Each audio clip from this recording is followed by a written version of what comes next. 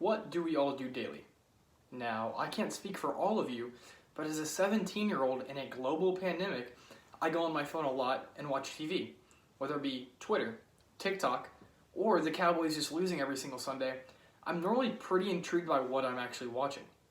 One of these recurring themes in what I'm seeing or watching is people upset, and a lot of the times over very little things. It could be things extremely taken out of context, or even people just searching for something to get triggered by. Now, how many times have you gone on Twitter or turned on the news and heard that someone is getting canceled? Now, obviously, a good amount of these people truly have done or said extremely messed up things, but sometimes these emotional reactions seem kind of like a bit of a head scratcher. Whether it be Chris Pratt, Paw Patrol, or even the Christmas song, Baby It's Cold Outside, it just seems like a lot of people are trying to be offended. Obviously, it's clear in today's day and age that you have to be extremely careful what you say and do, but some circumstances seem incredibly mind-boggling. We know in 2020, people getting triggered is inevitable, but why is this happening now, and how are we supposed to put an end to this? Today's thin-skinned world makes it hard for people to voice an opinion or even come out with beliefs despite how much they actually think that they want to hear it. Psychology Today in 2019 says the operative word here being compromise. These days, it often feels like no one is willing to compromise and everyone is playing to their political base. Not only is compromise seemingly out the window in the status quo, people just aren't interested, and if they are, they're already triggered. In today's world, people are just getting triggered or upset for seemingly no reason whatsoever, and at times the only ways to truly overcome that is to be careful and not let overreactions desensitize us from things that are truly wrong. This problem affects all levels of the world in each phase of life, and the problem is that when we as Americans have to hear all of this stuff that is overreactions, it desensitizes us from things that really matter. Now, if I have to hear about Paw Patrol, the children's TV show, if I have to hear about that Paw Patrol should be canceled because it supports police officers and pulling out of context quotes to make someone seem racist or homophobic, that desensitizes us from words like racism, homophobia, or even misogynistic, when people will go out of their way to try to make others or people in the media look bad. A big part of today's problem is in fact cancel culture. Now, I'll let the dictionary summarize the definition of cancel culture for me. Cancel culture refers to the popular practice of withdrawing support for canceling public figures and companies after they've done something or said something considered objectionably or offensive. Cancel culture is generally discussed as people performed on social media in any form of group shaming. Cancel culture is mostly on social media and might be one of the most toxic groups you could ever find. They will try to find things now or even 15 years in the past to try to shame or cancel someone.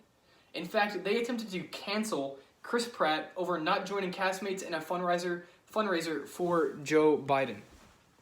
Cancel culture is an example of people looking for things to be offended by. Not only could things like this ruin careers, when people see these wrongdoings on a daily basis, we don't treat major wrongdoings with as much importance. According to Xander in 1976, the feeling of offense is a profound emotional state which goes through three phases. Identification of the cause, interpreted as an insult to an ideal value. A feeling of offense with its relatively intensity related to the exceptions of recognition. And three, the reaction to the feeling of offense also taking into account socio-historical variables. Some people claim that a reason that people get so upset now is because of a sense of entitlement to the point where they feel the world owes them something. And they feel that getting angry is going to get them what they want. You see it in public freakout videos that I actually really like on YouTube when people get so upset they lash out and eventually embarrass themselves. We know exactly what the problem is, in parts of where it's coming from, but what are the true effects it has on us all around? According to the NBC News poll, Americans are the unhappiest they've ever been in 50 years. And I can't help but I feel that this is because we hear all about this negativity, and it really hurts our mental health. Now, no, if people just stopped getting offended so easily, we wouldn't just all magically be happy again. But this toxic environment that that constituents are in gives another reason for people to be more upset. This also puts people in a more uncomfortable position in what they say. According to Washington Times, 72% of people agree that rules about what you can and cannot say change so fast it's difficult for people to actually keep up. They also add that the public also reveals certain wariness with both the culture wars and the social dynamics at work these days. Only about a third of Americans would describe themselves as politically correct. Though half the nation says there's prejudice in this country, about half also say there's too much political correctness as well.